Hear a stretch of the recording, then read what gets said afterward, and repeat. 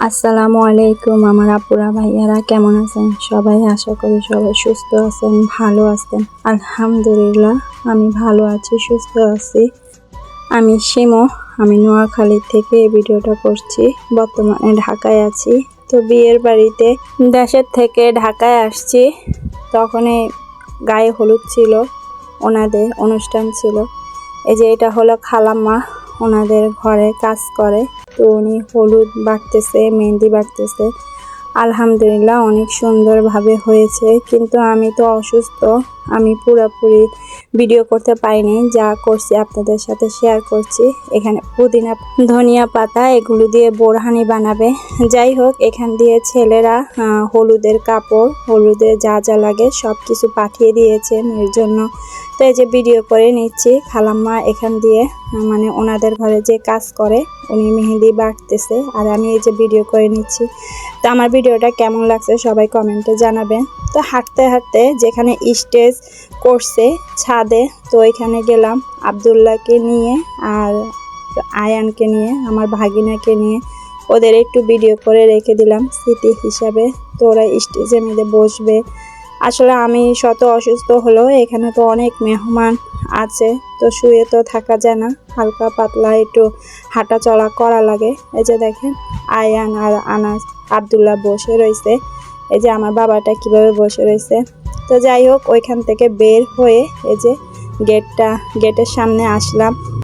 যখন ছোটবেলা আসছিলাম ঢাকায়, তখন অনেক বিয়ে দেখছি, কিন্তু আমার বিয়ের পর আর কারো বিয়েতে আমি যাইনি। অনেক জনের বিয়ে হয়েছে আত্মীয় স্বজনের, কিন্তু আমি যাইনি।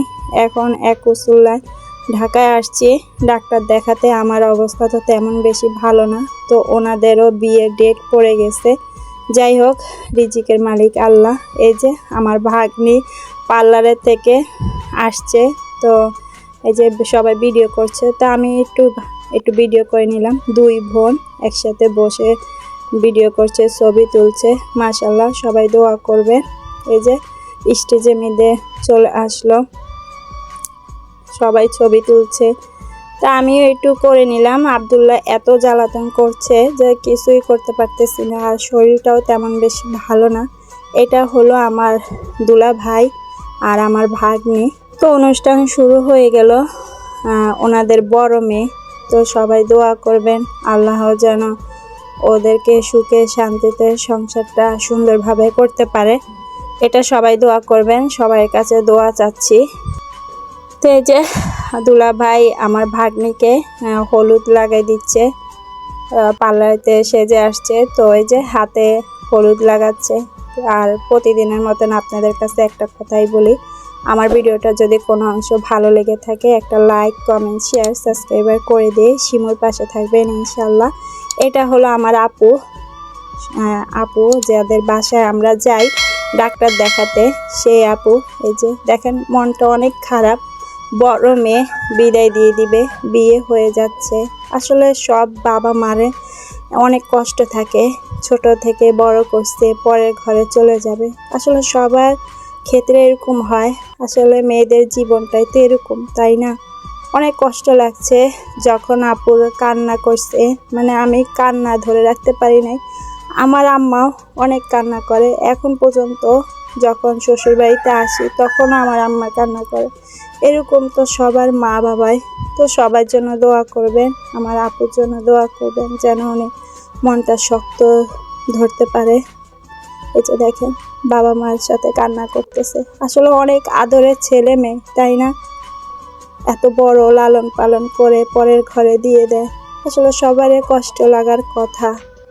আমার থেকে অনেক খারাপ লাগছে যখন আমি অসুস্থ, তারপরও আমি গেছি, কারণ ওনাদের বড় মেয়ে বিদায় দিয়ে দিবে। যাই হোক, সবাই দোয়া করবেন।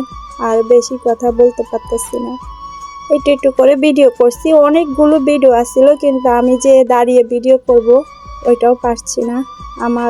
আমার শরীরটা অনেক খারাপ, কিন্তু আমি চেষ্টা করি সবার সাথে হাসি খুশি থাকার জন্য।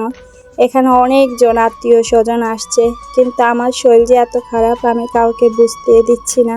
আমি সবার সাথে হাসি খুশি থাকার চেষ্টা করছি, আমি স্বাভাবিকভাবে থাকার চেষ্টা করেছি।